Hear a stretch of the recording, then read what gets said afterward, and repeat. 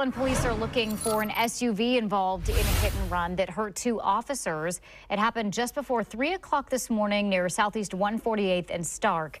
Police were responding to a call with lights and sirens when an SUV hit their marked patrol vehicle. The crash caused significant damage to the passenger side of that police vehicle. In fact, one of the officers had to be pulled out. Both officers went to the hospital with minor injuries and were later released. Police are looking for a dark-colored Chevy Suburban now. They released an image of this. It should have front-end damage.